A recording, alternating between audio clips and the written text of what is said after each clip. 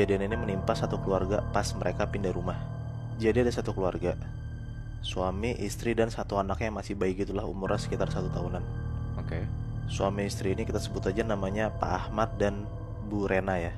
Pak Ahmad sama Bu Rena. Iya, pekerjaan Pak Ahmad ini dokter kandungan. Ada satu waktu di mana dia ditawarin opportunity yang lebih gede lah dari segi uangnya.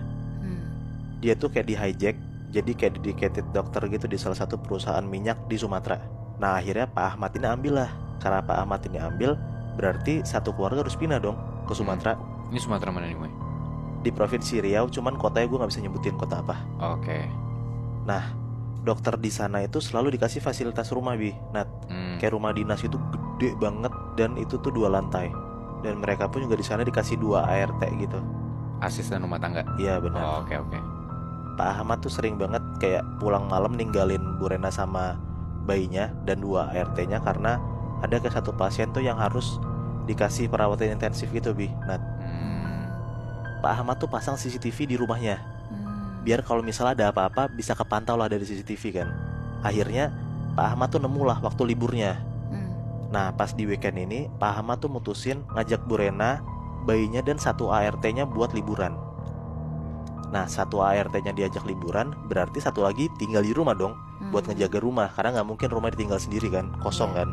Nah Pak Ahmad sekeluarga tuh liburan 2 hari semalam. Nah pas di hari kedua mereka pulang, Pak Ahmad tuh ngelakson-lakson lah, kayak di depan pintu kayak tintin gitu. Tapi nggak ada yang nyaut sama sekali, nggak dibukain sama ART yang ada di rumah ini. Akhirnya mereka buka pagar sendiri, mereka turunlah dari mobil. Dan pas mereka masuk rumah, mereka tuh bener-bener kaget banget, Bi, Nat.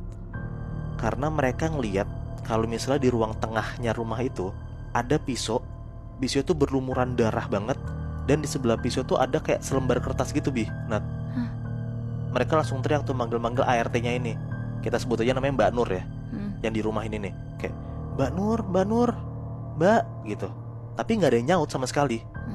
Nah di ruang tamu yang tadi gue bilang, Bu Rena tuh ternyata lagi bacain kertas yang ada di sebelah pisau itu. Dan ternyata kertas itu adalah surat dari Mbak Nur. Yang Mbak Nur tulis tuh intinya Mbak Nur mau pulang.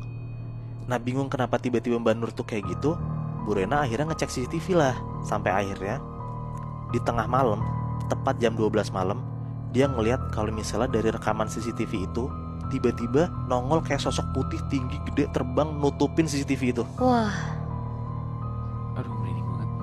Setelah CCTV itu normal lagi, kelihatan lah akhirnya kalau misalnya tiba-tiba pahanya Mbak Nur itu udah ketancap pisau dan darah itu berceceran di mana-mana. Oh shit. Aduh.